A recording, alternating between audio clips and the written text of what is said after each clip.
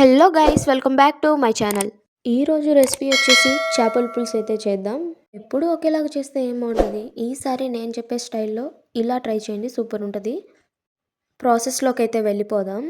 ముందు చేపల్ని సాల్ట్ వేసేసి బాగా వాష్ చేసుకోవాలన్నమాట. వాష్ చేసుకున్న ముక్కల్ని అలా పక్కకు తీసేసుకొని చూడండి ఎంత ఫ్రెష్గా ఉన్నాయో. పులుసు కోసం పెద్ద నిమ్మకాయ సైజ్ అంత చింతపండుని నానబెట్టి పక్కన ఉంచుకోవాలి. ఇది నానేలోగా మసాలా వేద్దాం. ధనియాలు, జీలకర్ర, అలానే వెల్లుల్లి, చెక్క, లవంగం, యాలుక్కాయ, గసగసాలు, అలానే కొంచెం మెంతులు, ఎండు కొబ్బరి, అల్లం ముక్కలు ఇవన్నీ వేసేసి బాగా మెత్తగా పౌడర్ చేసుకోండి. ఈ రెసిపీకి ఈ మసాలానే హైలైట్ అనమాట.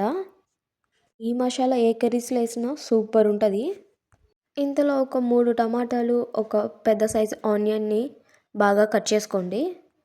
చాలామంది వచ్చేసి ఆనియన్ పేస్ట్ వేస్తారు. నేనైతే ఆనియన్ పేస్ట్ వేయటం లేదు, ఎందుకంటే ఇలానే టేస్ట్ బాగుంటుంది. ఒక్కసారి ట్రై చేయండి, సూపర్ ఉంటుంది.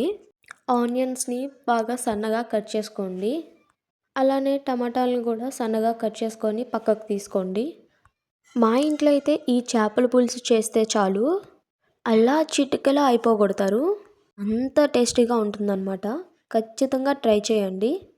అలానే 4 పచ్చిమిరపకాయలను కూడా కట్ చేయండి. పులుసు క్వాంటిటీ కరెక్ట్గా తీసుకోండి, సూపర్ ఉంటుంది. మనం నానబెట్టుకున్న చింతపండు నుంచి పులుసు తీసుకోండి.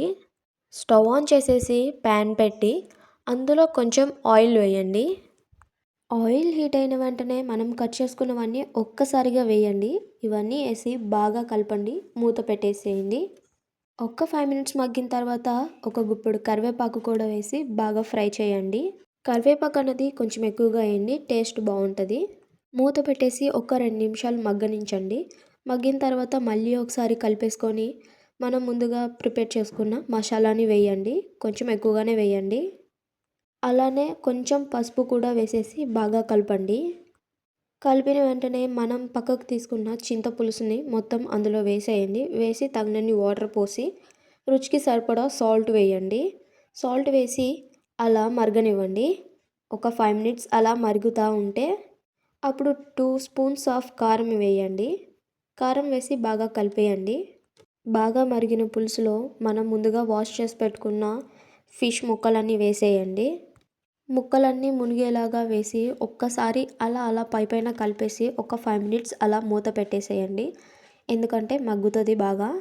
కొంచెం కొత్తిమీర వేయండి. వేసి మూత పెట్టేసేయండి. అలా ఒక 2 నిమిషాలు మగ్గిన తర్వాత స్టవ్ ఆపేస్తే గుమగుమలాడే ఫిష్ కర్రీ రెడీ. టేస్ట్ అయితే సూపర్ ఉంటుంది.